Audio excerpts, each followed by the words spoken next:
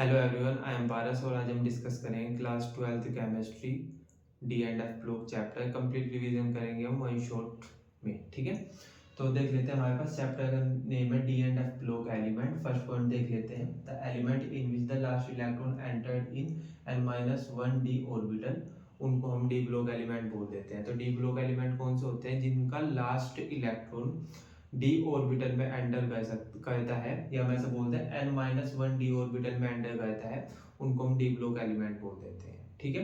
Second, the D block element in which the atom और ions have incomplete D orbitals are called transition element. तो हम ऐसा बोलते हैं कि जो डी ब्लॉक एलिमेंट, कुछ डी ब्लॉक एलिमेंट ऐसे होते हैं जिनके जो एटम्स होते हैं या आयंस होते हैं, उनका डी ऑर्बिटल इनकम्प्लीट फील्ड होता है। तो जिनका डी ऑर्बिटल इनकम्प्लीट फील्ड होता है, उनको हम ट्रांजिशन एलिमेंट्स बोलते हैं। तो डी ब्लॉक एलिमेंट के अंदर ही कुछ ट्रांजिशन एलिमेंट्स होते हैं, कुछ नॉन ट्रांजिशन एलिमेंट होते हैं। तो ट्रांजिशन एलिमेंट कौन से होते हैं? जिनका डी ऑर्बिटल इनकम्प्लीट फील्ड होता है, उनको हम ट्रांजिशन एलिमेंट्स बोल देते हैं। ठीक है। अब इलेक्ट्रॉनिक कॉन्फ़िगरेशन देख लो, D orbital D block element का इलेक्ट्रॉनिक कॉन्फ़िगरेशन क्या होता है? n-1 d, और d में हमारे पास जो इलेक्ट्रॉन होंगे वो 1 से लेकर 10 तक होंगे। ठीक है। अब जो हमारे पास s ऑर्बिटल होता है, s ऑर्बिटल में हमारे पास इलेक्ट्रॉन होंगे 1 to 2, एक इलेक्ट्रॉन हो सकता है या दो इलेक्ट्रॉन हो सकते हैं। ठीक है। अब हमारे पास जो डी ब्लॉक एलिमेंट होते हैं, उनके अंदर 4 सीरीज होती है, 3d series, 4d series, 5d series और 6d सीरीज। तो 3d सीरीज कहाँ से कहाँ तक होती है? 3d सीरीज में हम 3d सीरीज जो होती है वो स्कैंडियम टू जिंक होती है। ठीक है। 4d series yttrium to cadmium होती है। 5d सीरीज में क्या होता है? लैंथेनियम होता है और उसके पीछे हाफनियम से मरकरी तक एक पूरी सीरीज होती है, जिसको हम 5d सीरीज बोलते हैं। 6d सीरीज में क्या? एक्टिनियम होता है और एक्टिनियम से पीछे हमारे पास रदरफोर्डियम और कॉपरनिशियम होता है, तो इसको हम 6d सीरीज बोलते हैं। ठीक है। इसके बाद एक्सेप्शन देख लेते हैं। Zinc, cadmium, mercury have completely filled D orbital. तो जो हमारे पास जिंक, कैडमियम और मरकरी होता है, इनका जो डी ऑर्बिटल होता है वो फुल्ली फिल्ड होता है, कंप्लीटली फिल्ड होता है। इसका इलेक्ट्रॉनिक कॉन्फ़िगरेशन होता है n-1 d 10 है यहाँ पे और ns2 है। ठीक है। तो इनका जो हमारे पास जिंक, कैडमियम, मरकरी है, इनका हमारे पास डी ऑर्बिटल कंप्लीटली फिल्ड है in ground state as well as common oxidation state. तो होगा क्या? क्योंकि इनका डी ऑर्बिटल फुली फिल्ड है, तो don't show characteristic properties of transition element. तो ये ट्रांजिशन एलिमेंट्स की जो कैरेक्टरिस्टिक प्रॉपर्टी थी उसको शो नहीं कर रहे। ट्रांजिशन एलिमेंट की कैरेक्टरिस्टिक प्रॉपर्टी क्या थी? कि उसका जो डी ऑर्बिटल है वो कंप्लीटली फिल्ड नहीं होगा, लेकिन इनका जो डी ऑर्बिटल है वो कंप्लीटली फिल्ड है। तो हम ऐसा बोल सकते हैं कि ये zinc, cadmium, mercury transition element की प्रॉपर्टी शो नहीं कर रहे, so not consider as transition element. तो हम इनको ट्रांजिशन एलिमेंट नहीं बोलेंगे। तो डी ब्लॉक एलिमेंट के अंदर ही जो जिंक, कैडमियम, मरकरी आते हैं, उनको हम ट्रांजिशन एलिमेंट नहीं बोलते। ठीक है, इतना समझ आ गया। फिर दो एक्सेप्शन पढ़ लो। जैसे Cr होता है, इसका जो इलेक्ट्रॉनिक कॉन्फ़िगरेशन होता है वो होता है 3d5 4s1, है ना, जबकि होना 3d4 4s2 होना चाहिए, लेकिन ये नहीं होता, ये होता है हमारे पास 3d5 4s1। जो Cu होता है, इसका जो इलेक्ट्रॉनिक कॉन्फ़िगरेशन होता है वो 3d9 4s2 होना चाहिए, लेकिन होता है हमारे पास 3d10 4s1। ऐसा क्यों होता है? क्योंकि यहाँ पे हमारे पास हाफ फील्ड ऑर्बिटल है और ये हमारे पास फुली फील्ड ऑर्बिटल है। तो हाफ फील्ड ऑर्बिटल और फुली फील्ड ऑर्बिटल ज़्यादा स्टेबल होते हैं, तो इसीलिए Cr का इलेक्ट्रॉनिक कॉन्फ़िगरेशन इसकी जगह पे ये होता है, और जो Cu होता है उसका जो इलेक्ट्रॉनिक कॉन्फ़िगरेशन इसकी जगह पे ये होता है। इतना समझ आ गया आपको? ठीक है। अब देख लेते हैं physical property. All transition element except Zn, Cd और Hgmn। ठीक है। तो जिंक, कैडमियम, मरकरी और मैग्नीज को छोड़ के जितने भी हमारे पास ट्रांजिशन एलिमेंट होते हैं, सब शो करते हैं high tensile strength, high ductility, high malleability, high thermal and electrical conductivity, है ना, और हाई इनका मेटेलिक लस्टर होता है। ठीक है। अब जो हमारे पास ट्रांजिशन एलिमेंट होते हैं except zinc, cadmium, mercury, very hard and low volatility होते हैं इनकी। तो जितने भी हमारे पास ट्रांजिशन एलिमेंट होते हैं, इन तीनों को छोड़ के वो सब के सब हार्ड होते हैं, और जो उनकी वोलेटिलिटी होती है वो लो होती है। वोलेटिलिटी क्या होती है कि इनकी वेपर नहीं बनती, ठीक है। तो ये हो गया हमारे पास फिजिकल प्रॉपर्टीज, ठीक है। इसके बाद आता है हमारे पास मेल्टिंग एंड बॉइलिंग पॉइंट, ठीक है। तो जो हमारे पास डी ब्लॉक एलिमेंट होते हैं उनको जो मेल्टिंग एंड बॉइलिंग पॉइंट होता है वो हाई होता है, ठीक है। मेल्टिंग बॉइलिंग पॉइंट इनके हाई होते हैं। हाई क्यों होते हैं? इंटर एटॉमिक मेटालिक बॉन्डिंग होती है इनके अंदर। तो ये क्या कहते हैं, डी ब्लॉक एलिमेंट अपने ही एटम के साथ मिलके इंटर एटॉमिक मतलब अपने ही एटॉम के साथ मिलके मेटालिक बॉन्ड का फॉर्मेशन कर लेते हैं, ठीक है। मेटालिक बॉन्ड का फॉर्मेशन क्यों होता है? क्योंकि इनके पास अनपेयर्ड डी इलेक्ट्रॉन्स होते हैं, ठीक है। तो अभी मैं बोलूंगा कि जो हमारे पास डी ब्लॉक एलिमेंट होते हैं उनका मेल्टिंग पॉइंट और बॉइलिंग पॉइंट हाई होता है। क्यों हाई होता है? क्योंकि ये इंटर एटॉमिक मेटालिक बॉन्डिंग बना लेते हैं, है ना। इंटर एटॉमिक मेटालिक बॉन्डिंग क्यों बनाते हैं? क्योंकि इनके पास अनपेयर्ड डी इलेक्ट्रॉन्स होते हैं, ठीक है। Melting point rise to max at D5। तो इनका क्या होता है कि मेल्टिंग पॉइंट जैसे जैसे unpaired number of electron increase करते हैं वैसे वैसे इनका मेल्टिंग पॉइंट इंक्रीज करता है। क्यों? क्योंकि जैसे जैसे अनपेयर्ड ऑफ इलेक्ट्रॉन इंक्रीज करेंगे वैसे वैसे ज्यादा मेटालिक बॉन्ड बनेंगे और वैसे वैसे उनका मेल्टिंग पॉइंट भी इंक्रीज करेगा। तो हम ऐसा बोलते हैं melting point rise to max at D5। तो D5 जब हमारे पास d ऑर्बिटल में 5 इलेक्ट्रॉन तक होते हैं वहां तक तो मेल्टिंग पॉइंट इंक्रीज करता है, ठीक है।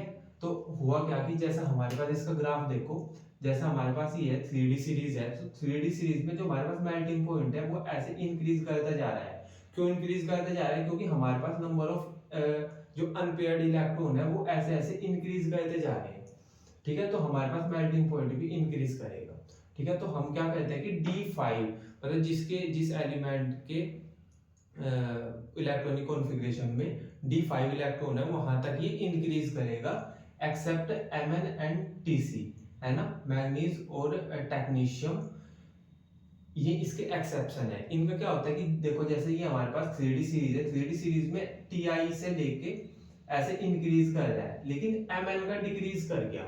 Mn का डिक्रीज क्यों किया अभी हम पढ़ेंगे। ऐसे ही होता है हमारे पास टेक्नीशियम में, यहाँ पे ये ऐसे इंक्रीज करते जा रहा है मेल्टिंग पॉइंट लेकिन Tc का डिक्रीज कर गया। तो Tc का डिक्रीज क्यों क्यों हुआ, है ना। ये ऐसा बोल रहे हैं कि जैसे जैसे एटॉमिक नंबर इंक्रीज होगा number of electron unpaired electron increase होंगे तो मेल्टिंग पॉइंट भी इंक्रीज होगा। लेकिन हमारे पास Mn और Tc का डिक्रीज हो गया, यहाँ पे Mn का डिक्रीज हो गया, यहाँ पे Tc का डिक्रीज हो गया। ऐसा क्यों होता है? क्योंकि Mn और जो Tc होता है उनके पास उनका इलेक्ट्रॉनिक कॉन्फ़िगरेशन होता है Mn का होता है 3d5 4s2, ठीक है। तो होता क्या है कि इन दोनों का जो इलेक्ट्रॉनिक कॉन्फ़िगरेशन है वो स्टेबल इलेक्ट्रॉनिक कॉन्फ़िगरेशन है, वो stable half filled electronic configuration है। अब जब वो पहले से ही स्टेबल है, पहले से ही वो स्टेबल है तो वो क्या करेगा, वो नए बॉन्ड फॉर्म नहीं करेगा, है ना। वो नए इंटर एटॉमिक मेटालिक बॉन्ड नहीं फॉर्म करेगा। इसी वजह से उसका जो मेल्टिंग पॉइंट है वो कम ही रह जाएगा, ठीक है। तो आपको सिंपल याद करना है कि मेल्टिंग पॉइंट इंक्रीज करेगा, स्टार्टिंग में इंक्रीज करेगा वो D5 तक। D5 तक क्यों इंक्रीज करेगा? क्योंकि D5 तक नंबर ऑफ जो अनपेयर्ड इलेक्ट्रॉन है वो इंक्रीज करते हैं। उसके बाद डिक्रीज करेगा, उसके बाद डिक्रीज क्यों करेगा? क्योंकि हमारे पास उसके बाद आ जाता है Mn और Tc। इस वाली 3D सीरीज में आ गया Mn और 4D सीरीज में आ गया Tc। ये डिक्रीज कर गए। क्यों डिक्रीज कर गए? क्योंकि इनके पास stable half filled electronic configuration है, ठीक है। तो देख लो ये हमारे पास 3D सीरीज है, इसका मेल्टिंग पॉइंट पहले इंक्रीज कर रहा है फिर डिक्रीज करेगा, है ना, फिर इंक्रीज करेगा। ये 4D सीरीज है, मेल्टिंग पॉइंट इंक्रीज करेगा फिर डिक्रीज करेगा, है ना। और ये 5D सीरीज है, इसका मेल्टिंग पॉइंट इंक्रीज करेगा, है ना, फिर डिक्रीज करेगा। तो मैं सिंपल ये बोल रहा हूँ, इतना समझ आना चाहिए आपको। अच्छा, जो सबसे ज्यादा मेल्टिंग पॉइंट होता है डी ब्लॉक एलिमेंट्स में वो होता है टंगस्टन का, जिसको हम W से डिनोट करते हैं, ठीक है। इतना समझ आ गया आपको, ठीक है। अब इसके बाद देख लेते हैं एंथैल्पी ऑफ एटमाइजेशन। तो जो हमारे पास डी ब्लॉक एलिमेंट्स होते हैं उनकी जो एंथैल्पी ऑफ एटमाइजेशन होती है वो हाई होती है। अब एंथैल्पी ऑफ एटमाइजेशन क्या होती है? तो energy required to convert metallic crystal into individual atom. तो जो हमारे पास मेटालिक क्रिस्टल होता है, ये मैं बोल दूं कि हमारे पास एक मॉलिक्यूल है, हमको उस मॉलिक्यूल से सिंगल एटम बनाना है। हमको क्या कन्वर्ट करना है? मेटालिक क्रिस्टल से इंडिविजुअल एटम चाहिए हमको। तो उसको कन्वर्ट करने के लिए मेटालिक क्रिस्टल से इंडिविजुअल एटम में कन्वर्ट करने के लिए जितनी एनर्जी रिक्वायर्ड होती है उसको बोल देते हैं हम एंथैल्पी ऑफ एटमाइजेशन। क्लियर है क्या?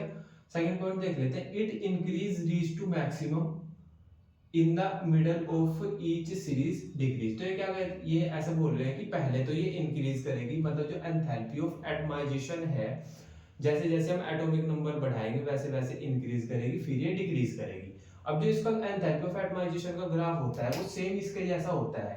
तो अगर मैं यहाँ पे वाई एक्सिस पे मेल्टिंग पॉइंट ना लेके मैं ले लूँ यहाँ पे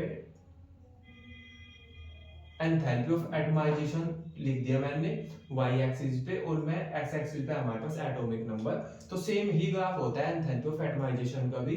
जैसे जैसे हमारे पास एटॉमिक नंबर इंक्रीज होता है जो ये हमारे पास एंथैल्पी ऑफ एटमाइजेशन होती है ये भी इंक्रीज होती है और बाद में डिक्रीज होती है। ऐसे हमने यहाँ पे लिखा हुआ है, it increase reach to maximum in the middle of the each series. तो बीच में ये मैक्सिमम हो जाती है, ठीक है, उसके बाद ये डिक्रीज करती है, उसके बाद फिर ये डिक्रीज कर रही है, ठीक है ना, ये समझ आया। तो एंथैल्पी ऑफ एटमाइजेशन का ग्राफ भी मेल्टिंग पॉइंट वाला जो ग्राफ होता है उसके जैसे ही होता है, ठीक है। 4D and 5D series greater enthalpy of atomization than 3D series. तो मैंने बोला है कि ये वाली हमारे पास 3D सीरीज है, ये 4D सीरीज है और ये 5D सीरीज है। तो ये ऐसे बोल रहे हैं कि जो हमारे पास 4D और 5D सीरीज होती है, 4D और 5D सीरीज होती है, उसकी एंथैल्पी ज्यादा, एंथैल्पी ऑफ एटमाइजेशन ज्यादा होती है 3D सीरीज के। तो ये तो हमको साफ साफ दिखाई दे रहा है कि जो हमारे पास 5D सीरीज है उसकी एंथैल्पी ऑफ एटमाइजेशन ज्यादा है, 4D की भी एंथैल्पी ऑफ एटमाइजेशन ज्यादा है 3D सीरीज से, ठीक है। समझ आया ना इतना, है ना, क्लियर है। तो इसके बाद देख लेते हैं एटॉमिक एंड आयनिक रेडियस। तो एटॉमिक एंड आयनिक रेडियस क्या होती है, इसका ट्रेंड देख लेते हैं क्या होता है। तो जनरली क्या होता है, decrease in radius with increase atomic number. तो जैसे जैसे हमारे पास एटॉमिक नंबर इंक्रीज करता है वैसे वैसे जो हमारे पास रेडियस होती है वो डिक्रीज करती है, ठीक है। ग्राफ देख लेते हैं, ये हमारे पास रेडियस है, रेडियस का ग्राफ है एटॉमिक नंबर के साथ। तो जैसे जैसे हमारे पास एटॉमिक नंबर इंक्रीज कर रहा है वैसे वैसे हमारे पास रेडियस डिक्रीज करती हुई जा रही है। इतना समझ आ गया। सेकंड पॉइंट है, ऐसा होता क्यों है, shielding of D is not effective. ऐसा हो क्यों रहा है कि हमारे पास जैसे जैसे एटॉमिक नंबर इंक्रीज कर रहा है तो रेडियस डिक्रीज करती जा रही है। तो ऐसा हो रहा है हमारे पास शील्डिंग ऑफ डी ऑर्बिटल की वजह से। यहाँ पे हो क्या रहा है कि जो हमारे पास शील्डिंग होती है डी ऑर्बिटल की वो इफेक्टिव नहीं होती। अब अगर डी ऑर्बिटल की शील्डिंग इफेक्टिव नहीं होगी तो वहां पे होगा क्या कि जो न्यूक्लियर चार्ज है वो इंक्रीज हो जाएगा, और जब न्यूक्लियर चार्ज इंक्रीज हो जाएगा तो वो जो आउटर साइड पे इलेक्ट्रॉन है उनको अपनी तरफ अट्रैक्ट करेगा।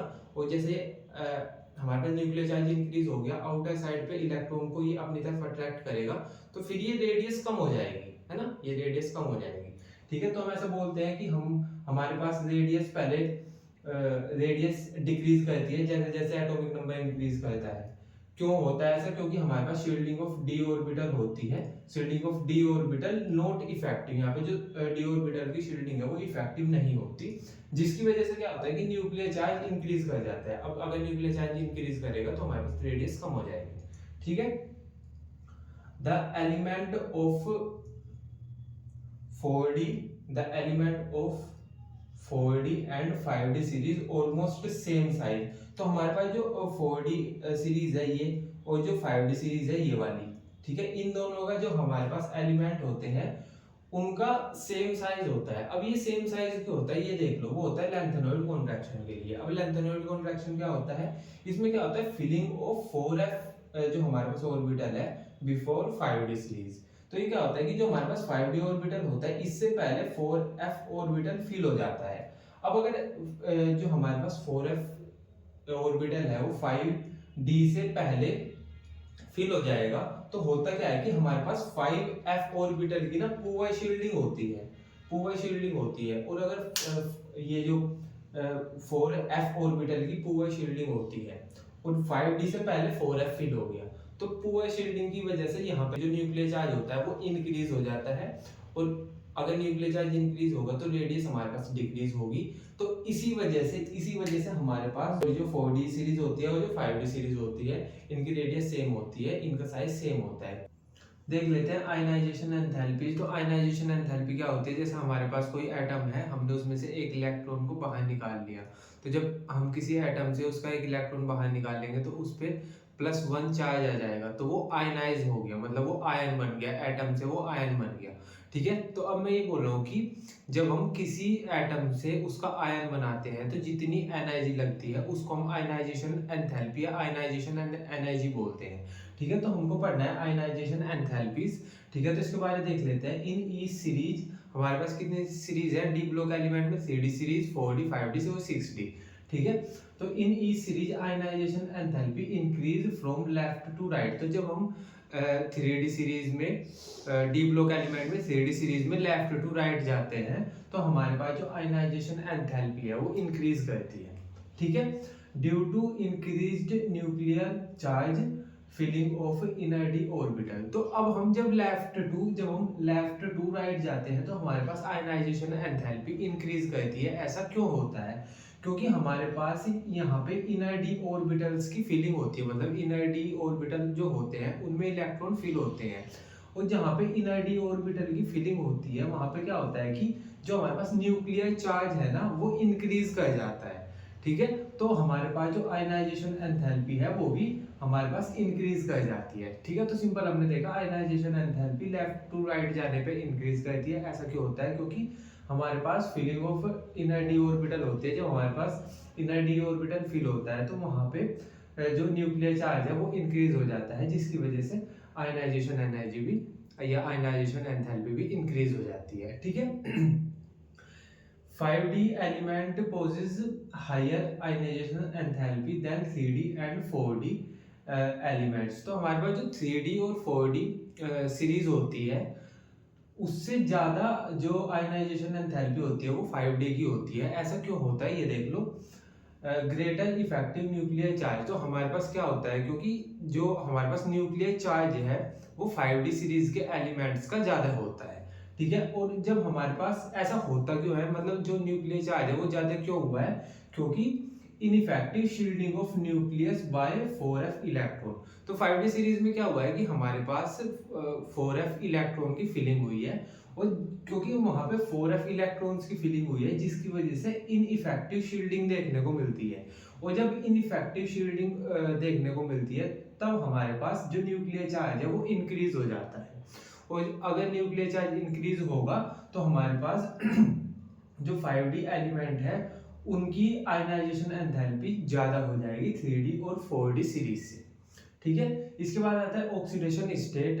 The transition element show variety of oxidation state. तो हमारे पास जो ट्रांजिशन एलिमेंट्स होते हैं उनमें हमारे पास कई सारी वैरायटी देखने को मिलती है ऑक्सीडेशन स्टेट की। देख लेते हैं। Due to small difference in energy of n-1d and ns orbital. तो हमारे पास जो ये वैरायटी है ऑक्सीडेशन स्टेट की +3 भी हो सकती है, +4 भी हो सकती है, +5 भी हो सकती है एक ही एलिमेंट की। ऐसा क्यों होता है? क्योंकि यहाँ पे हमारे पास दो ऑर्बिटल है n-d एंड ns ऑर्बिटल। इन दोनों ऑर्बिटल्स की जो एनर्जी डिफरेंस है वो बहुत कम होता है, तो इसीलिए जो इलेक्ट्रॉन है वो आसानी से एक ऑर्बिटल से दूसरे ऑर्बिटल में चला जाता है। इसलिए यहाँ पे वैरायटी ऑफ ऑक्सीडेशन स्टेट देखने को मिलती है। नेक्स्ट पॉइंट है element with greatest oxidation state occur in middle of the series. तो जैसे हमारे पास 3D सीरीज है तो इस सीरीज में जिसकी ऑक्सीडेशन स्टेट सबसे ज्यादा होगी वो मिडल में देखने को मिलेगा।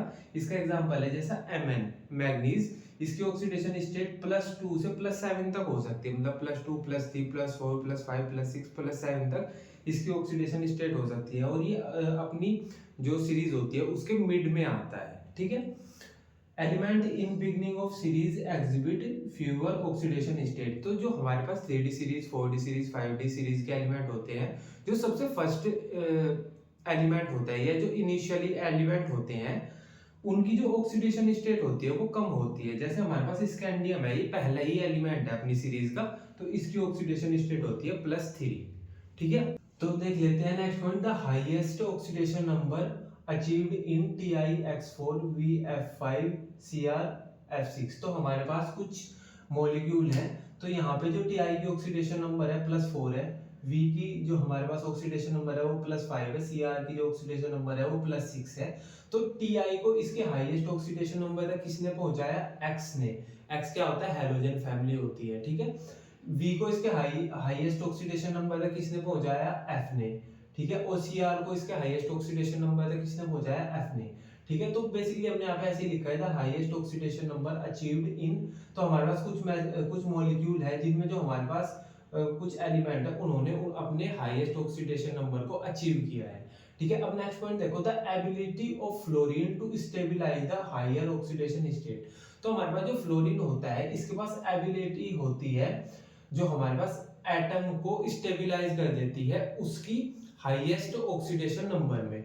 जैसे यहाँ पे F ने V को उसके हाईएस्ट ऑक्सीडेशन नंबर तक पहुंचाया, यहाँ पे F ने Cr को उसके हाईएस्ट ऑक्सीडेशन नंबर तक पहुंचाया, तो हम बोलते हैं कि हमारे पास जो फ्लोरीन होता है उसके पास एबिलिटी होती है स्टेबलाइज करने की। ये क्या करती है कि स्टेबलाइज कर देती है एटम को उसके हाईएस्ट ऑक्सीडेशन स्टेट में। ठीक है।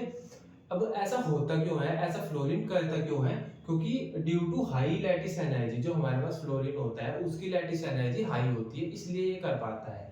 और अगर उसने कोवेलेंट बॉन्ड का फॉर्मेशन किया है तो उसकी बॉन्ड एंथैल्पी हाई होती है इसलिए हमारे पास फ्लोरीन ऐसा कर पाता है। ठीक है। इसके बाद देख लेते हैं Cu2 positive is more stable then Cu positive.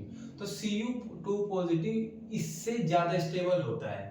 हालांकि स्टेबल ज्यादा ये होना चाहिए क्योंकि इसका जो इलेक्ट्रॉनिक कॉन्फ़िगरेशन है वो ज्यादा स्टेबल होता है, तो Cu पॉजिटिव ज्यादा स्टेबल होना चाहिए। लेकिन जब हम देखते हैं तो Cu पॉजिटिव से ज्यादा स्टेबल Cu2 पॉजिटिव होता है। और ऐसा क्यों होता है, क्योंकि इसकी जो हमारे पास हाइड्रेशन एंथैल्पी है वो ज्यादा होती है due to more negative hydration enthalpy.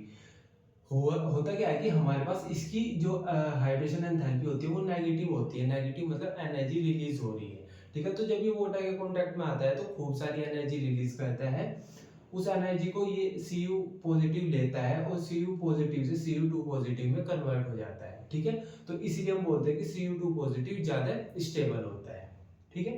The highest oxidation number in oxide consider with group number. तो हमारे पास कुछ ऑक्साइड है, जैसे यहाँ पे हमारे पास ये ऑक्साइड है, यहाँ पे Sc का जो ऑक्सीडेशन नंबर होगा वो होगा +3, यहाँ पे जो Mn का ऑक्सीडेशन नंबर होगा वो होगा +7। तो ऐसे बोल रहे हैं कि हमारे पास ऑक्साइड में जो हमारे पास एलिमेंट होता है जिस ग्रुप नंबर का वो एलिमेंट है वही उसका ऑक्सीडेशन नंबर होगा। जैसे Sc है स्कैंडियम, ये ग्रुप नंबर 3 में आता है तो इसका ऑक्सीडेशन नंबर भी +3 होगा। ये जो Mn है ये ग्रुप नंबर 7 में आता है तो इसका इस ऑक्साइड में इसका जो ऑक्सीडेशन नंबर होगा वो भी +7 होगा। ठीक है। तो हमने ऐसे लिखा है the highest oxidation number in oxide consider with the group number. ठीक है।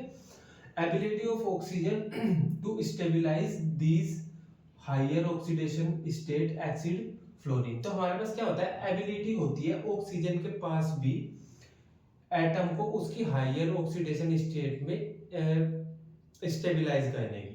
हमने अभी पढ़ा था कि हमारे पास फ्लोरीन के पास एबिलिटी होती है स्टेबलाइज करने की। तो जैसे फ्लोरीन के पास एबिलिटी थी स्टेबलाइज करने की, वैसे ऑक्सीजन के पास भी एबिलिटी होती है हायर ऑक्सीडेशन स्टेट को स्टेबलाइज करने की। और जो ऑक्सीजन के पास जो एबिलिटी है वो ज्यादा है फ्लोरीन से। Ability of oxygen is to stabilize these higher oxidation state exceed fluorine. तो इसके पास जो एबिलिटी है वो फ्लोरीन से भी ज्यादा है। ठीक है। एग्जांपल देख ले, जैसे हमारे पास ये है MnF4, तो यहाँ पे जो Mn का ऑक्सीडेशन नंबर है वो है +4 और MnO7 यहाँ पे Mn का ऑक्सीडेशन नंबर है +7। तो ऑक्सीजन ने Mn को स्टेबलाइज किया +7 ऑक्सीडेशन नंबर से और F ने Mn को स्टेबलाइज किया +4 ऑक्सीडेशन नंबर से। तो किसने ज्यादा स्टेबलाइज किया, हमारे पास ऑक्सीजन ने। तो हम ऐसे ही बोल रहे हैं कि जो हमारे पास एबिलिटी होती है ऑक्सीजन के पास स्टेबलाइज करने की वो ज्यादा होती है एज कंपेयर टू फ्लोरीन। अब ऑक्सीजन के पास ज्यादा क्यों होती है, क्योंकि ये ज्यादा मल्टीपल बॉन्ड फॉर्म कर लेता है। ठीक है। ऑक्सीजन हमारे पास फॉर्म करता है मल्टीपल बॉन्ड। ठीक है। ये इसके पीछे का रीजन है। ठीक है। लास्ट पॉइंट देख लेते हैं, लो ऑक्सीडेशन स्टेट। तो अभी तक हमने higher oxidation number higher oxidation state के बारे में पढ़ा है, अभी लो ऑक्सीडेशन स्टेट के बारे में पढ़ लो। तो ये कहाँ देखते हैं हम, ligand capable of pi acceptor character in addition to sigma bond. Example देख लेंगे। देखो सुनो, जैसे हमारे पास ये एक मॉलिक्यूल है, यहाँ पे CO क्या है, लिगैंड है। तो कहते क्या है, हमारे पास जो लिगैंड है वो अपने इलेक्ट्रॉन Ni को देगा और सिग्मा बॉन्ड का फॉर्मेशन करेगा। लेकिन कुछ लिगैंड क्या कहते हैं, Ni से उसके इलेक्ट्रॉन को ले लेते हैं। क्यों ले लेते हैं, क्योंकि उनके पास पाई एक्सेप्टर कैरेक्टर होता है और उसकी वजह से क्या होता है कि जो हमारे पास सेंट्रल मेटल एटम होता है उसकी ऑक्सीडेशन नंबर कम हो जाती है। ठीक है, तो जैसे यहाँ पे Ni की ऑक्सीडेशन नंबर 0 है। ठीक है, तो बेसिकली ये हो गया हमारे पास लो ऑक्सीडेशन स्टेट। ठीक है, देख लेते हैं M2 positive to M standard electrode potential. तो बेसिकली ये हमको क्या बताता है कि जो हमारे पास मेटल है वो कितना इजीली अपनी आयनिक फॉर्म से एटॉमिक फॉर्म में कन्वर्ट हो सकता है। ठीक है, बेसिकली वो कितना इजीली M2 पॉजिटिव से M में कन्वर्ट हो जाएगा, कितना इजीली उसका रिडक्शन हो जाएगा। ठीक है, ये हमको ये बताता है। ठीक है, इसका कोई रेगुलर ट्रेंड नहीं होता, नो रेगुलर ट्रेंड। अब ऐसा क्यों होता है कि इसका कोई रेगुलर ट्रेंड नहीं होता? क्योंकि जो हमारे पास मेटल्स होते हैं उनकी जो आयनाइजेशन एंथैल्पी होती है और एंथैल्पी ऑफ एटमाइजेशन होती है वो डिफरेंट डिफरेंट होती है। ठीक है, Cu है पॉजिटिव ई नोट वैल्यू, तो जो हमारे पास Cu होता है, कॉपर होता है जो हमारे पास, उसकी पॉजिटिव ई नोट वैल्यू होती है तो वो इजीली Cu2 पॉजिटिव से Cu में कन्वर्ट हो जाता है। ठीक है, अब ऐसा अगर हम जैसा Cu2 पॉजिटिव से Cu में कन्वर्ट हो गया, अब हम चाहें अगर वो उसको Cu से Cu2 पॉजिटिव में कन्वर्ट करना, मतलब हम उल्टा करना चाहते हैं। अभी हमने क्या किया, उसकी पॉजिटिव ई नोट की वैल्यू है तो Cu2 पॉजिटिव से Cu में चला गया। अगर हम चाहे Cu से वो Cu2 पॉजिटिव में आ जाए तो उसके लिए हमको बहुत ज्यादा एनर्जी खर्च करनी पड़ेगी, तब जाके वो Cu से Cu2 पॉजिटिव में जाएगा। तो हम क्या करते हैं, इसलिए उसको आसानी से, हमारे लिए आसान क्या होता है कि Cu2 पॉजिटिव से Cu में उसको पहुंचाना। ठीक है, तो सिंपल सी बात है कि Cu है पॉजिटिव ई नोट वैल्यू, क्योंकि उसकी Cu की ई नोट वैल्यू पॉजिटिव होते हैं इसलिए वो इजीली Cu2 पॉजिटिव से Cu में चला जाता है। ठीक है, तो अगर हम चाहेंगे Cu को Cu2 पॉजिटिव में पहुंचाना तो हमको ग्रेट अमाउंट ऑफ एनर्जी चाहिए होगी, तो इसलिए हम प्रीफर करते हैं कि Cu को उसकी सॉलिड फॉर्म में ही रखा जाए, उसको आयनाइज ना किया जाए। ठीक है, Cu does not liberate H2 from acid, तो जब Cu हमारे पास एसिड से रिएक्ट करता है तो वो H2 गैस को लिबरेट नहीं करता। ठीक है, the value of E naught for Mn Ni Zn are more negative. अब यहाँ पे हमारे पास पॉजिटिव वैल्यू थी, Cu की पॉजिटिव ई नोट की वैल्यू थी, तो उसका इजीली रिडक्शन हो रहा था, वो M2 पॉजिटिव से M में जा रहा था। ठीक है, अब यहाँ पे क्या हो रहा है कि हमारे पास जो ई नोट की वैल्यू है नेगेटिव है, वहां पे पॉजिटिव थी, यहाँ पे नेगेटिव है, तो उसका इजीली ऑक्सीडेशन होगा। ठीक है, तो Cu Mn से Mn+2 में चला जाएगा, Ni का भी ऑक्सीडेशन हो जाएगा, वो Ni+2 में चला जाएगा, जिंक भी Zn से +2 में चला जाएगा। अब ऐसा हो क्यों रहा है, इनका ऑक्सीडेशन क्यों हो रहा है? क्योंकि जब Mn+2 में चला जाएगा तो उसका ऑक्सीडेशन हो गया, इसका मतलब अब जब उसकी Mn+2 वाली फॉर्म आती है उसमें क्या होता है कि उसका हाफ फील्ड इलेक्ट्रॉनिक कॉन्फ़िगरेशन होता है, मतलब जो उसका डी ऑर्बिटल होता है उसमें 5 इलेक्ट्रॉन प्रेजेंट होते हैं, जिसको हम बोल देते हैं हाफ फील्ड इलेक्ट्रॉनिक कॉन्फ़िगरेशन। तो इसलिए वो Mn2 पॉजिटिव में ज्यादा स्टेबल हो जाता है, इसलिए यहाँ पे इजीली ऑक्सीडेशन हो जाता है। ठीक है, अब Ni है तो जब इसका ऑक्सीडेशन होगा तो क्या होगा, लार्ज एंथैल्पी ऑफ हाइड्रेशन हो जाएगी, जो हमारे पास Ni की ऑक्सीडेशन फॉर्म होगी उसकी लार्ज एंथैल्पी ऑफ हाइड्रेशन होगी, इसलिए ये भी आसानी से ऑक्सीडाइज हो जाता है।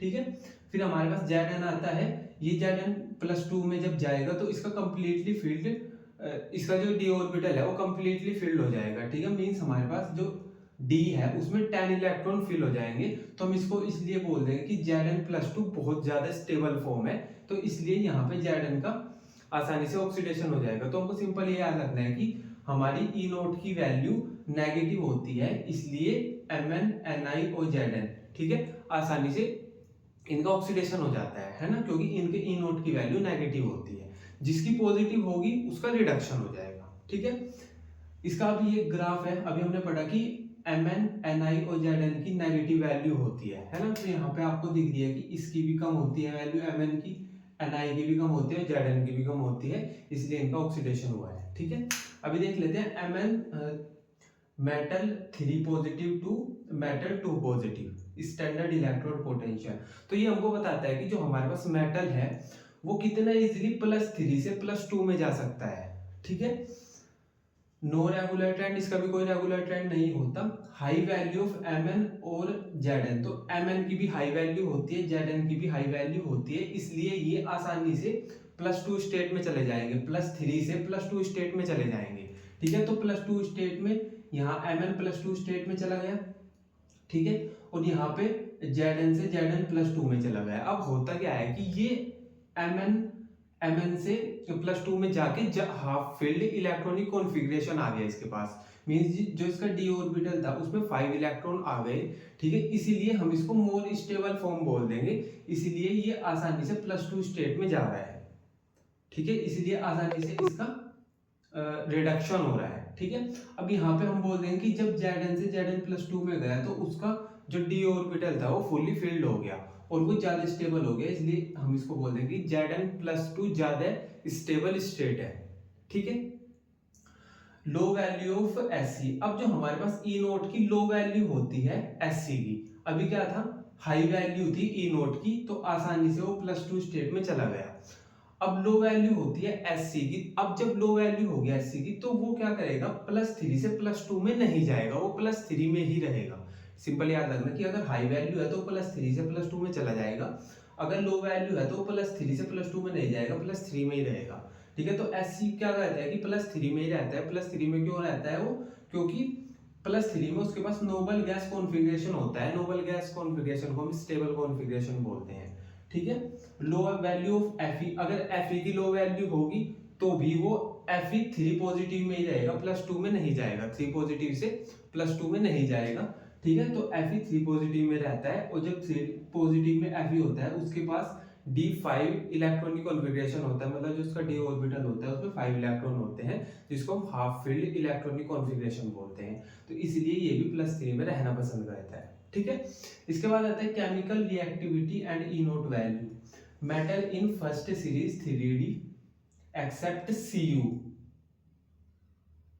ठीक है। तो जो हमारे पास डी ब्लॉक की 3d सीरीज होती है ना, फर्स्ट सीरीज होती है 3d, उसमें अगर हम कॉपर को छोड़ दिया जाए तो कॉपर से अलग सब के सब एसिड को ऑक्सीडाइज कर देते हैं, ठीक है। जो हमारे पास 3d सीरीज होती है उसमें से कॉपर को अगर निकाल दिया जाए तो वो सब के सब एसिड को ऑक्सीडाइज कर देते हैं, ठीक है।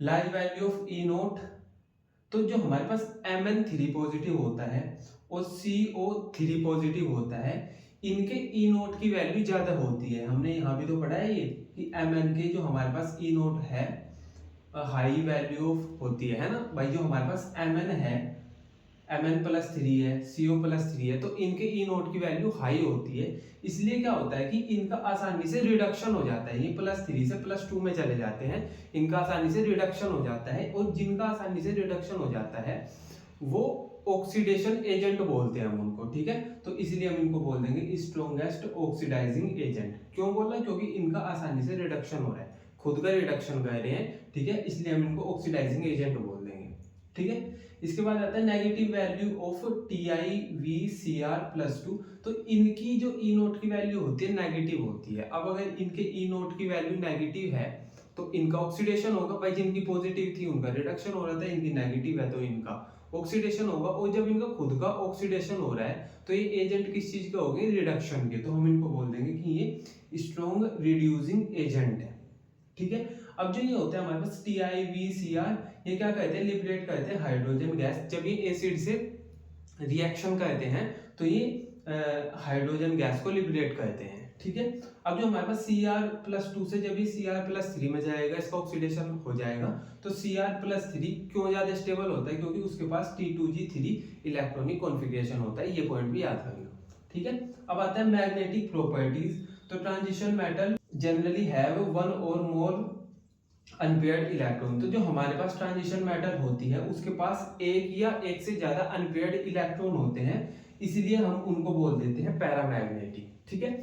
अब हमारे पास अगर कोई पैरामैग्नेटिक है, मतलब उसके पास एक या एक से ज्यादा अनपेयर्ड इलेक्ट्रॉन है, तो हम उसका मैग्नेटिक मूवमेंट निकाल सकते हैं, जिसका फॉर्मूला होता है μ=n×n+2 ठीक है। तो ये हमारे पास मैग्नेटिक मूवमेंट निकालने का फॉर्मूला हो गया, ठीक है। Bm इसकी यूनिट होती है जिसको बोलते हैं हम बोहर मैग्नेटोन, और n हमारे पास नंबर ऑफ अनपेयर्ड इलेक्ट्रॉन होते हैं, ठीक है। अब आता है formation of coloured ion, unpaired electron is present, अगर हमारे पास मेटल के पास अनपेयर्ड इलेक्ट्रॉन प्रेजेंट है तो हम उसको पैरामैग्नेटिक बोल देंगे, ठीक है। और अगर उसके पास अनपेयर्ड इलेक्ट्रॉन प्रेजेंट है तो वो क्या करेगा, कलर्ड कॉम्प्लेक्स बनाएगा, ठीक है, कलर्ड कॉम्प्लेक्स बनाएगा। और कलर्ड कॉम्प्लेक्स बनता कैसे है, डी ट्रांजिशन से। अब डी ट्रांजिशन क्या होती है कि इसमें जो हमारे पास d ऑर्बिटल होता है ना, वो ना सेपरेट हो जाता है, भाई यहाँ पे डी ऑर्बिटल सेपरेट हो गया, एक को बोलते हमने T2G, दूसरे को बोलते हमने Eg।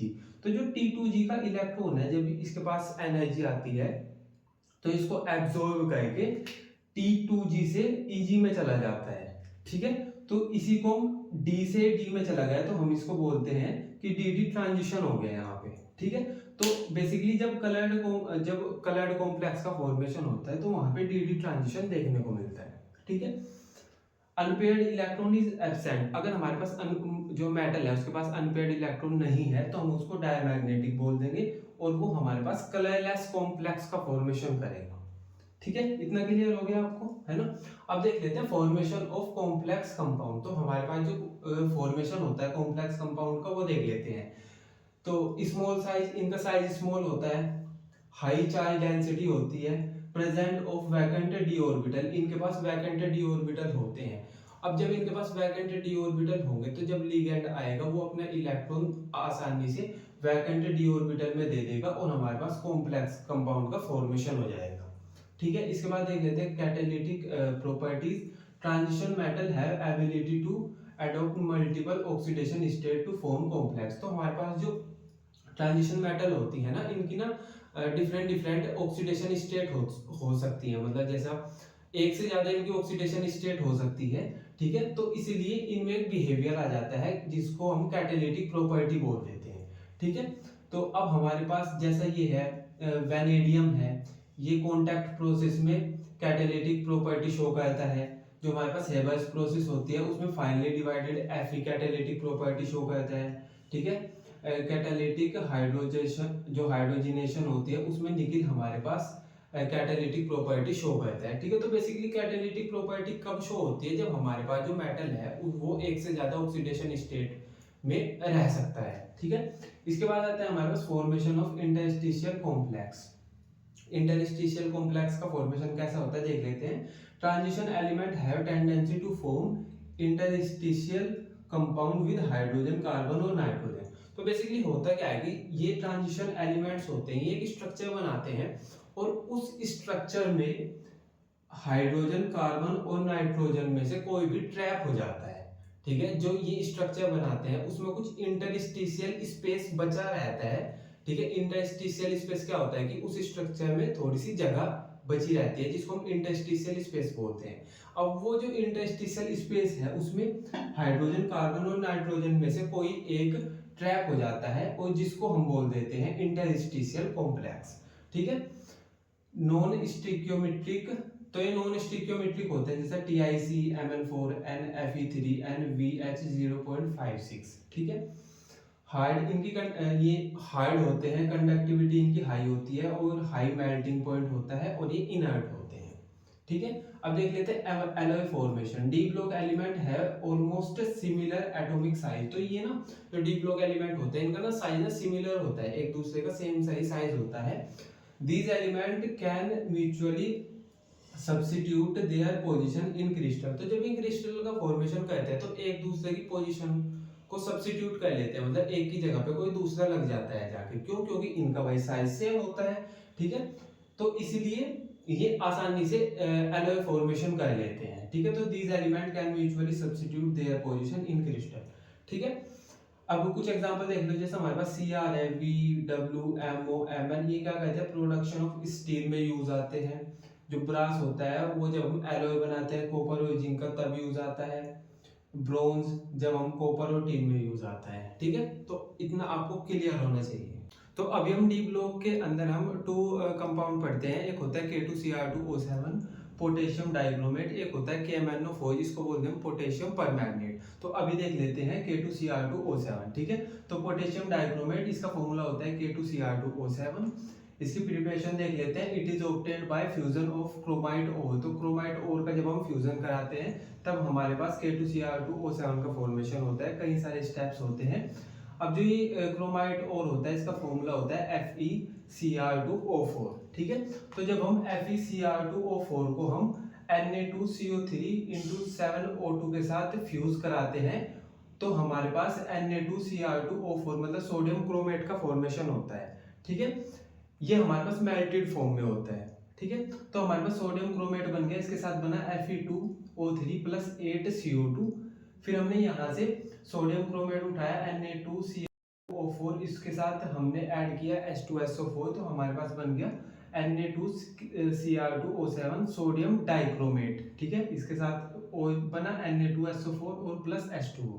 ठीक है, फिर हमने यहाँ से सोडियम डाइक्रोमेट को उठाया, उसको रिएक्ट कराया KCl से, तो हमारे पास बन गया पोटेशियम डाइक्रोमेट। यही हमको चाहिए था। ठीक है, इसी की हम प्रिपरेशन पढ़ रहे थे। K2Cr2O7 हमारे पास बन के तैयार है। ठीक है, इसके साथ बनाया हमारे पास NaCl। ठीक है, अब हमने यहाँ पे दो चीजें देखी।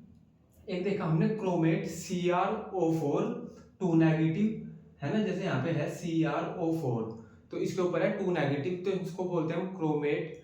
और एक होता है हमारे पास डाइक्रोमेट, जब हमारे पास 2 क्रोमेट मिल जाते हैं। ठीक है, तो ये हमारे पास क्रोमेट आयन का फॉर्मूला है। इसमें क्या है, Cr है और इससे 4 ऑक्सीजन अटैच है और इस पे 2 नेगेटिव चार्ज है, तो ये हो गया हमारे पास क्रोमेट आयन। इसको इस स्ट्रक्चर को बोलते हैं हम टेट्राहेड्रल स्ट्रक्चर।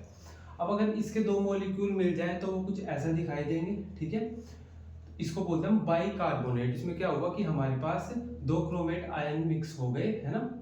ठीक है, तो ये बन गया हमारे पास बाइक्रोमेट आयन, और इसका स्ट्रक्चर कुछ ऐसा होता है। ठीक है, अब इसकी प्रॉपर्टी देख लेते हैं। ऑरेंज क्रिस्टल, मतलब ये ऑरेंज होता है। ठीक है, readily soluble in hot water, तो ये रेडली सोल्यूबल होता है हॉट वाटर में। ठीक है, अब अगर हम इसको ऐड करें, डाइक्रोमेट आयन को अगर हम ऐड करें एक्वस सॉल्यूशन में, मतलब इसमें H2O ऐड करें, तो हमारे पास बनता है CrO4 2 नेगेटिव। ये ऑरेंज से येलो हो जाता है और प्लस में देता है 2H पॉजिटिव आयन।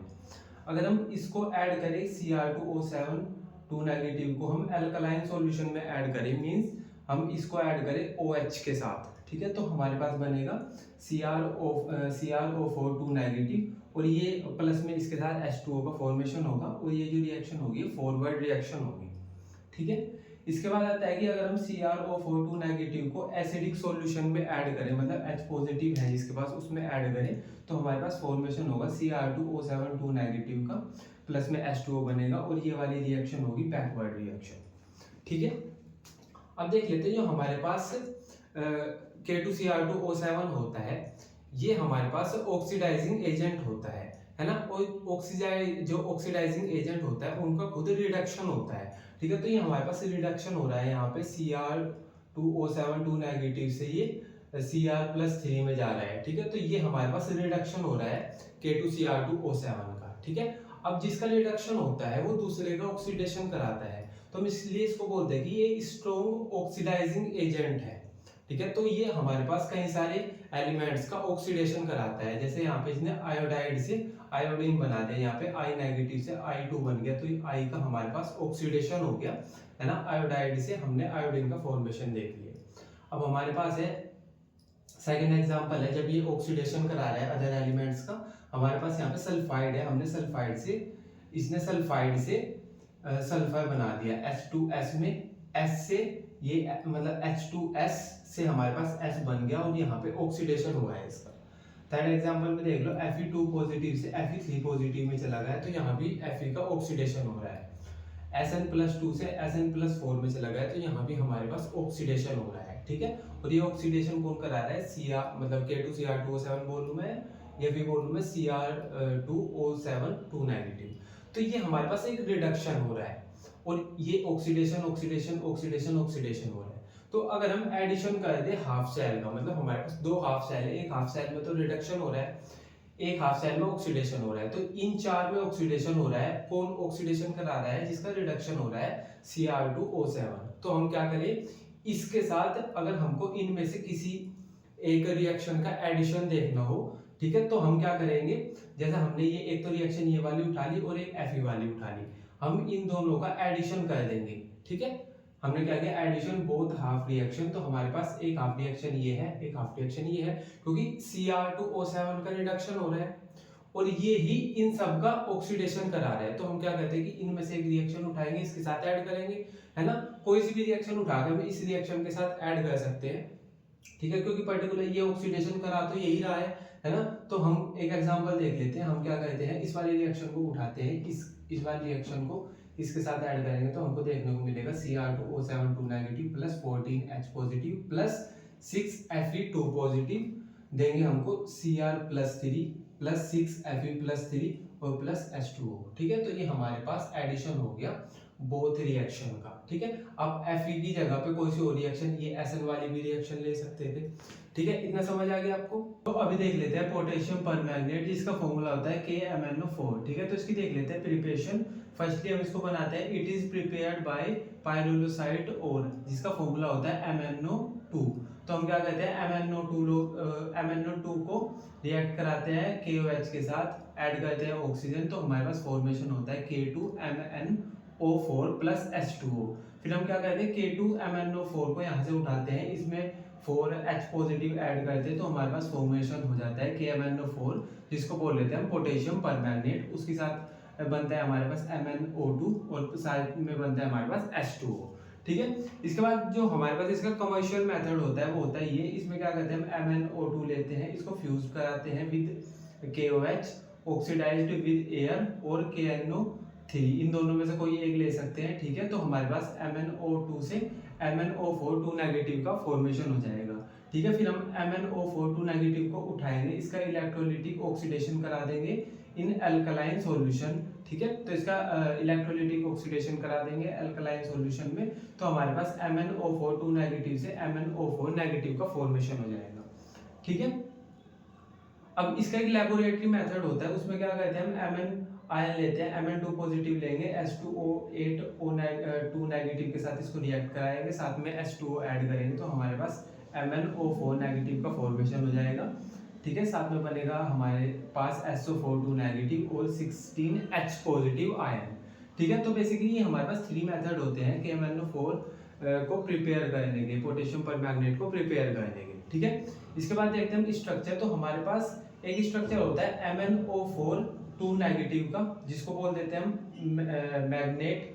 ठीक है, जो ग्रीन कलर का होता है। ठीक है, ये पैरामैग्नेटिक होता है। पैरामैग्नेटिक मतलब जिसमें 1 अनपेयर्ड इलेक्ट्रॉन प्रेजेंट होता है, उसको हम पैरामैग्नेटिक बोल देते हैं। ठीक है, तो MnO4 2 नेगेटिव का कुछ स्ट्रक्चर ऐसा होता है। ठीक है, अगर हम बात करें MnO4 नेगेटिव के स्ट्रक्चर की, तो वो होता है, इसमें हमारे पास Mn4 ऑक्सीजन के साथ जुड़ा होता है और यहाँ पे 3 ऑक्सीजन डबल बॉन्ड से अटैच है। यहाँ पे हमारे पास 2 ही ऑक्सीजन डबल बॉन्ड से अटैच थे। ठीक है, इसके पास O के पास नेगेटिव चार्ज था, इस O के पास भी नेगेटिव चार्ज था, यहाँ पे बस एक ही नेगेटिव चार्ज है। ठीक है, तो इसको बोल देते हैं हम परमैग्नेट।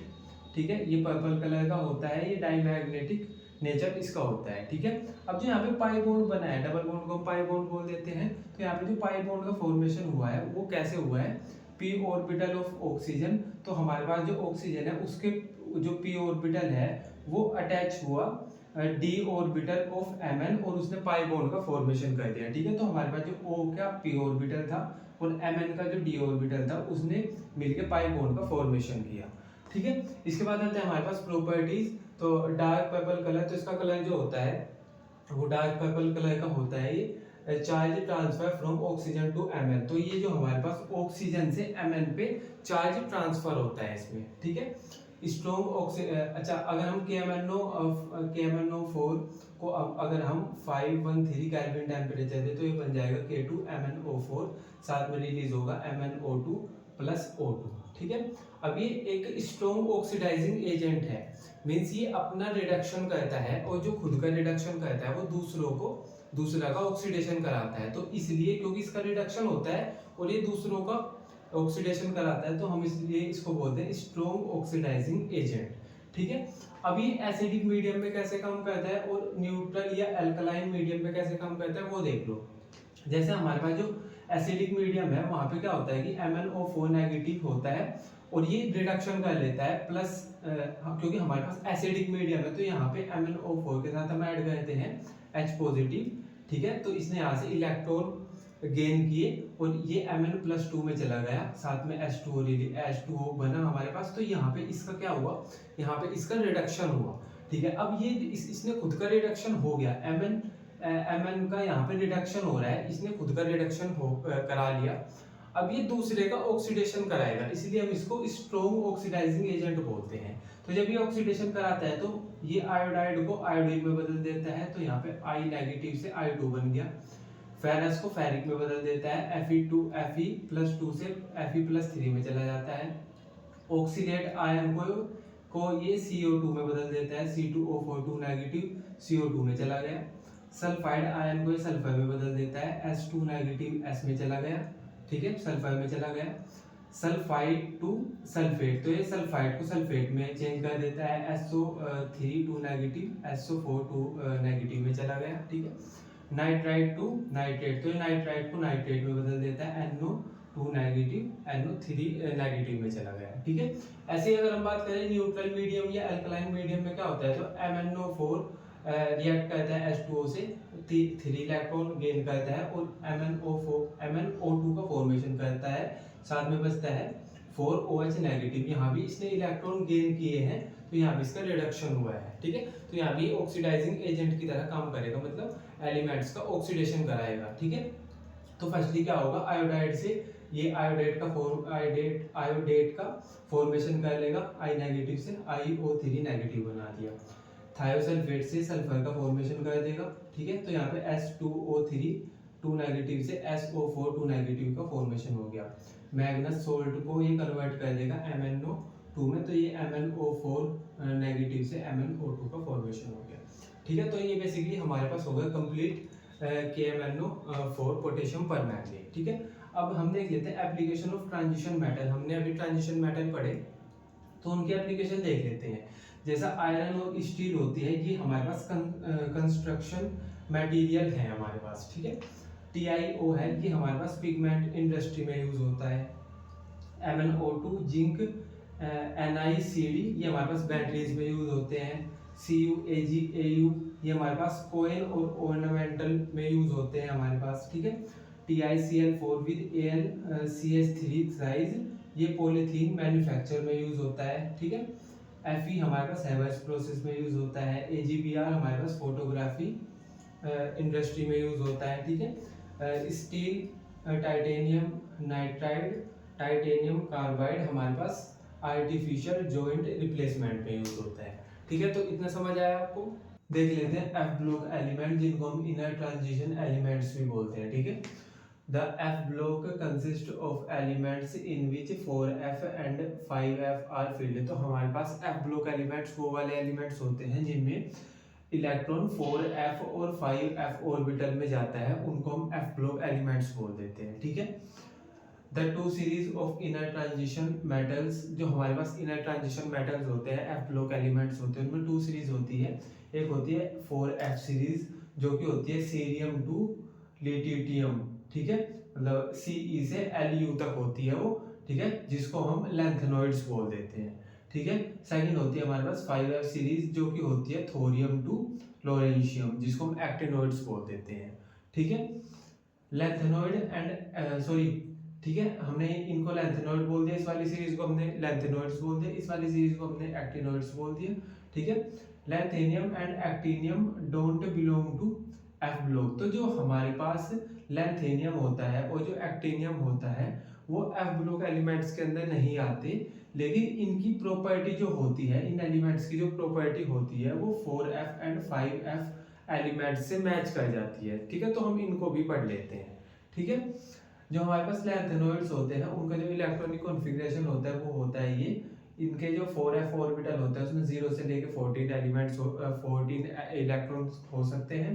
5D ऑर्बिटल में 0 से 1 इलेक्ट्रॉन हो सकता है। 6s में 2 इलेक्ट्रॉन्स होते हैं, ठीक है। अब कुछ एक्सेप्शन है इसमें, गैडोलिनियम Gd, इसका इलेक्ट्रॉनिक कॉन्फ़िगरेशन होता है 4f7 5d1 6s2। सेकंड है हमारे पास ल्यूटिटिनियम Lu, इसका इलेक्ट्रॉनिक कॉन्फ़िगरेशन होता है 4f14 5d1 6s2, ठीक है। अब इसके बाद आते हैं जो हमारे पास लैंथेनॉइड्स होते हैं, उनमें जो हमारे पास एटॉमिक या आयोनिक साइज होता है उसका ऑर्डर क्या होता है, ठीक है। तो देख लेते हैं, डिक्रीज फ्रॉम लैंथेनियम टू ल्यूटिटियम, ठीक है। तो हमारे पास जो आयनिक साइज होता है या जो एटॉमिक साइज होता है वो डिक्रीज करता है लैंथेनियम टू ल्यूटिटियम, ठीक है। ऐसा होता क्यों है, क्योंकि filling of 4f orbital before 5d। तो हमारे पास क्या होता है कि जो 4f ऑर्बिटल होता है उसकी फिलिंग, उसमें जो इलेक्ट्रॉन फिल होता है वो 5d से पहले हो जाता है, ठीक है। तो उसकी वजह से क्या होता है कि हमारे पास जो 4f ऑर्बिटल है उसमें इलेक्ट्रॉन चले गए, तो 4f इलेक्ट्रॉन्स की वजह से 4f में जो इलेक्ट्रॉन्स है उनकी वजह से क्या होता है, पुअर शील्डिंग इफेक्ट होता है। और जब शील्डिंग इफेक्ट पुअर होता है तो हमारे पास क्या होता है कि न्यूक्लियर चार्ज इंक्रीज कर जाता है, जिससे साइज डिक्रीज कर जाता है। ठीक है, तो सिंपल आपको याद रखना है कि यहाँ पे होता क्या है कि जैसे जैसे एटॉमिक नंबर बढ़ता है वैसे वैसे साइज डिक्रीज हो जाता है। ठीक है, इसका ग्राफ होता है ये। ठीक है, अच्छा इस सब को ना कि ये जो हमने 5d से पहले 4f इलेक्ट्रॉन फिल करा दिए, अब 4f ऑर्बिटल फिल हुआ तो हमारे पास पुअर शील्डिंग इफेक्ट होगा, उसकी वजह से न्यूक्लियर चार्ज इंक्रीज होगा, उसकी वजह से साइज डिक्रीज होगा। इसको हम लैंथेनॉइड कॉन्ट्रैक्शन बोलते हैं। मतलब 4f 5d से पहले फिल हो गया, इसको हम बोलते हैं लैंथेनॉइड कॉन्ट्रैक्शन। ठीक है, अब ग्राफ देख लो, हमारे पास atomic number versus ionic radii का ग्राफ है। तो यहाँ पे हमने देखा कि जैसे जैसे एटॉमिक नंबर बढ़ रहा है वैसे वैसे जो हमारे पास आयोनिक रेडियाई है वो डिक्रीज कर रही है। ठीक है, तो ये हमारे पास लैंथेनियम है, ये ल्यूटियम है। ठीक है, +3 ऑक्सीडेशन स्टेट हमने यहाँ पे इनकी शो की हुई है। तो हमने यहाँ पे लिखा था कि हमारे पास जैसे जैसे एटॉमिक नंबर इंक्रीज करेगा वैसे वैसे साइज डिक्रीज करेगा, तो यहाँ पे हमने साइज डिक्रीज किया हुआ दिखा दिया। ठीक है, इसके बाद आता है हमारे पास कॉन्सिक्वेंस ऑफ लैंथेनॉइड कॉन्ट्रैक्शन। ठीक है, फर्स्ट आता है इसमें basic character of oxides and hydroxide due to lanthanoid contraction. Lanthanoid contraction देख लिया हमने कि एफ जो ऑर्बिटल है वो पहले फिल हो जाएगा 5d से। ठीक है, तो due to lanthanoid contraction the covalent nature of lanthanoid OH bond increase. तो लैंथेनॉइड कॉन्ट्रैक्शन की वजह से जो कोवेलेंट नेचर होता है वो इंक्रीज हो जाता है। ठीक है, अब हमने फेजान रूल्स में देखा है कि अगर हमारे पास कोवेलेंट जो हमने फेजान रूल पढ़ा है उसमें हमने क्या था कि जो हमारे पास कैटायनिक साइज होता है वो इनवर्सली प्रोपोर्शनल होता है कोवेलेंट कैरेक्टर की। तो अब हमने देखा कि जो हमारे पास कैटायन का साइज है, मतलब जो रेडियस है वो डिक्रीज हो रही है। अब अगर रेडियस डिक्रीज होगी तो कोवेलेंट कैरेक्टर इंक्रीज होगा। ठीक है, तो इसीलिए यहाँ पे ये जो हमारे पास कोवेलेंट कैरेक्टर है, कोवेलेंट नेचर है, इसीलिए वो इंक्रीज हो रहा है क्योंकि हमारे पास जो रेडियस है वो डिक्रीज हो रही थी। ठीक है, तो यहाँ पे हमने ये लिखा कि लैंथेनॉइड कॉन्ट्रैक्शन की वजह से जो कोवेलेंट नेचर है वो इंक्रीज होता है। ठीक है, इसको हम ऐसे बोल सकते हैं कि कोवेलेंट नेचर इंक्रीज होता है क्योंकि हमारे पास रेडियस डिक्रीज हो रही है। ठीक है, the basic character of oxide and hydroxide decrease. तो हमारे पास जो बेसिक कैरेक्टर होता है वो भी हमारे पास जो ऑक्साइड्स होते हैं वो जो हाइड्रोक्साइड होते हैं उनका डिक्रीज होता है। ठीक है, जो हमारे पास LaOH का साइज से लेके LuOH का साइज ये डिक्रीजिंग होता है इस ऑर्डर में, मतलब यहाँ से लेके यहाँ तक डिक्रीज ही होता चला जाता है। ठीक है, अब आता है हमारे पास separation of lanthanoid due to lanthanoid contraction there is small difference in size of lanthanoid. ठीक है, तो हमारे पास यहाँ पे जो लैंथेनॉइड के अंदर जितने भी एलिमेंट आते हैं उनके जो साइज होता है उनमें बहुत कम डिफरेंस होता है। क्यों ऐसा क्यों होता है? क्योंकि लैंथेनॉइड कॉन्ट्रैक्शन हो रखा है। ठीक है, तो लैंथेनॉइड कॉन्ट्रैक्शन की वजह से जो इनका साइज होता है उसमें बहुत कम डिफरेंस होता है।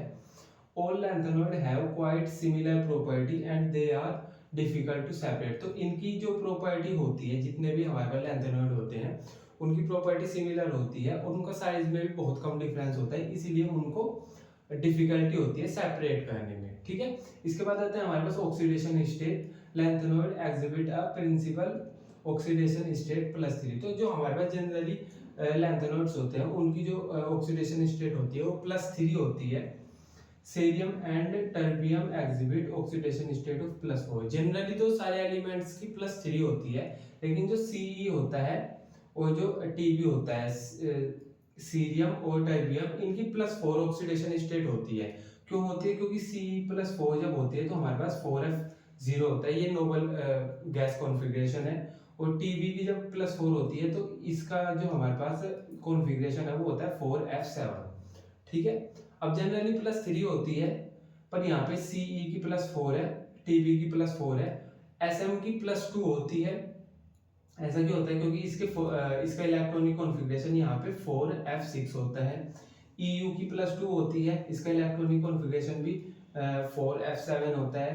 Yb की +2 होती है, इसका इलेक्ट्रॉनिक कॉन्फ़िगरेशन में 4F14 होता है, ये हमारे पास एक्वस स्टेट में होता है, ठीक है। लेकिन किसी की मतलब जैसे इसकी सी की +4 है, SM की +2 है, लेकिन ये वाले भी जो हमारे पास एलिमेंट्स है ये भी अपनी +3 ऑक्सीडेशन स्टेट अचीव करना चाहते हैं, है ना। हमने लिखा they have tendency to attain +3 oxidation state. तो हमारे पास जो जितने भी लैंथेनोइड्स के अंदर एलिमेंट्स आते हैं वो सब के सब +3 ऑक्सीडेशन स्टेट चाहते हैं, लेकिन कुछ की +4 भी होती है, कुछ की +3 भी होती है, वैसे जनरली सबकी +3 होती है, ठीक है।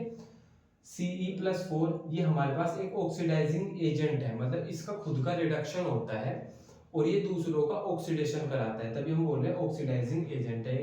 जो Eu+2 है, Sm+2 है, ये हमारे पास रिड्यूसिंग एजेंट है, मतलब इसका ऑक्सीडेशन होगा और ये दूसरे का रिडक्शन करा देगा, ठीक है। इतना समझ आया आपको। अभी देख लेते हैं हमारे पास एक्टिनोइड्स। तो बेसिकली हमारे पास जो एक्टिनोइड्स होते हैं उनके अंदर 14 एलिमेंट्स आते हैं, TH थोरियम से लेके Lr लोरेंशियम तक, ठीक है। अब जो हमारे पास एक्टिनोइड्स होते हैं इनका जो इलेक्ट्रॉनिक कॉन्फ़िगरेशन होता है वो होता है 5F के अंदर इलेक्ट्रॉन आते हैं 1 to 14, 6D इसके अंदर इलेक्ट्रॉन आते हैं 0 to 1 और 7S इसके अंदर इलेक्ट्रॉन आते हैं 2, ठीक है। Irregularities of electronic configuration due to extra stability of F0, F7, F14। तो हमारे पास जो एक्टिनोइड्स होते हैं इनकी जो इरेगुलरिटीज आती है इनके इलेक्ट्रॉनिक कॉन्फ़िगरेशन में, क्यों? क्योंकि हमारे पास जो F0 होता है, F7 होता है और F14 होता है, ये हमारे पास स्टेबल कॉन्फ़िगरेशन इलेक्ट्रॉनिक कॉन्फ़िगरेशन होता है। तो इसीलिए इन क्योंकि F के अंदर 0 इलेक्ट्रॉन है तो ये भी स्टेबल होगा, F के अंदर 7 इलेक्ट्रॉन है, ये हाफ फील्ड इलेक्ट्रॉन मतलब हाफ फील्ड हो गया, इसमें जो ऑर्बिटल्स है वो हाफ फील्ड हो गए, तो ये भी है एक्स्ट्रा स्टेबल है। F14 F के अंदर 14 इलेक्ट्रॉन है तो सारे ऑर्बिटल्स जो है हमारे पास F के अंदर वो फुली फील्ड हो गए, तो ये तीन हमारे पास एक्स्ट्रा स्टेबिलिटी शो करते हैं। तो इनकी वजह से ही हमारे पास जो एक्टिनोइड्स होते हैं उनमें जो इलेक्ट्रॉनिक कॉन्फ़िगरेशन होता है वो इरेगुलर होता है, ठीक है। अब ये जो हमारे पास एक्टिनोइड्स होते हैं ये रेडियो एक्टिव एलिमेंट्स होते हैं, ठीक है। अब देख लेते हैं ionic radius decrease across the series. अब जो हमारे पास ये थोरियम से लेकर लोरेंशियम तक हमारे पास जो आयनिक रेडियस होती है वो डिक्रीज करती है, ठीक है। एक्टिनोइड कॉन्ट्रैक्शन इज ग्रेटर, हमारे पास जो एक्टिनोइड कॉन्ट्रैक्शन होता है वो ग्रेटर होता है लैंथेनोइड कॉन्ट्रैक्शन के। जो हमारे पास एक्टिनोइड कॉन्ट्रैक्शन है इसके अंदर मतलब ये होता क्यों है, होता क्या है कि हमारे पास जो 5F फिल हो जाता है 6D से पहले, 6D से पहले 5F ऑर्बिटल फिल हो जाता है, जिसकी वजह से हमारे पास पुअर शील्डिंग इफेक्ट लगने लगता है। अब जब पुअर शील्डिंग होती है तो हमारे पास जो न्यूक्लियस होता है उसका चार्ज इंक्रीज हो जाता है, ठीक है, और हमारे पास रेडियस कम हो जाती है, ठीक है। तो सिंपल आपको याद रखना कि जो एक्टिनोइड कॉन्ट्रैक्शन होता है वो क्यों होता है, poor shielding effect of 5F electrons की वजह से एक्टिनोइड कॉन्ट्रैक्शन होता है, और जो एक्टिनोइड कॉन्ट्रैक्शन है ये ग्रेटर होता है लैंथेनोइड कॉन्ट्रैक्शन के, ठीक है। इसके बाद आता है ऑक्सीडेशन स्टेट। तो जो हमारे पास एक्टिनोइड्स होते हैं उनमें मोस्ट कॉमन ऑक्सीडेशन स्टेट है +3। They also show oxidation state +4, +5, +6, +7 in thorium TH की +4 होती है, प्रोटैक्टिनियम Pa की +5 होती है, यूरेनियम की +6 होती है, नेपट्यूनियम की +7 होती है। तो ऐसे कॉमनली तो इनकी +3 होती है, लेकिन +4 भी होती है, किसी की +5 भी, +6 भी, +7 भी, ठीक है। Very small energy gap of 5F, 6D and 7S सब शेल। तो जो हमारे पास सब शेल होती है 5F, 6D एंड 7S, इनके बीच बहुत कम एनर्जी डिफरेंस होता है, ठीक है। तो हमने ऐसे लिखा है कि very small energy gap of 5F, 6D and 7S सब शेल, ठीक है। इसके बाद आता है हमारे पास लैंथेनोइड, हमने पहले पढ़े थे, एक्टिनोइड्स हमने अभी पढ़े, इनमें डिफरेंस देख लेते हैं। तो जो लैंथेनोइड होता है शो करता है ऑक्सीडेशन स्टेट +2, +4 और कुछ केसेस में +3 भी शो करता है, ठीक है। ये ऑक्सीडेशन स्टेट का शो करता है +4, +5, +6, +7 और +3 भी शो करता है, ठीक है। ये हमारे पास नॉन रेडियो एक्टिव होते हैं सारे ही, बस इसको छोड़ के, प्रोमीथियम को छोड़ के सब के सब नॉन रेडियो एक्टिव होते हैं, है ना। इसका एक्सेप्शन है प्रोमीथियम, ठीक है। ये सब के सब रेडियो एक्टिव होते हैं, ठीक है। तो ये सब रेडियो एक्टिव होते हैं, ये नॉन रेडियो एक्टिव होते हैं, एक को छोड़ के, ठीक है। They don't form oxo cation, तो ये ऑक्सो कैटायन का फॉर्मेशन नहीं करते। दे फॉर्म ऑक्सो कैटायन, तो ये हमारे पास ऑक्सो कैटायन फॉर्म करते हैं। Example UO2 2 positive, PuO2 2 positive. अब जो हमारे पास कंपाउंड होते हैं इनके अंदर वो लेस बेसिक होते हैं, इनके अंदर जो कंपाउंड्स होते हैं वो मोर बेसिक होते हैं। Less tendency to form complex, तो इनके पास कम टेंडेंसी होती है कॉम्प्लेक्स फॉर्म करने की। Greater tendency to form complex, तो इनके पास कॉम्प्लेक्स फॉर्मेशन की ग्रेटर ज्यादा टेंडेंसी होती है, ठीक है। तो इसी के साथ हमारे पास D और F ब्लॉक एलिमेंट्स जो हमारे पास चैप्टर था वो यहाँ पे कंप्लीट होता है, ठीक है। मिलते हैं किसी और लेक्चर में, तब तक के लिए थैंक यू।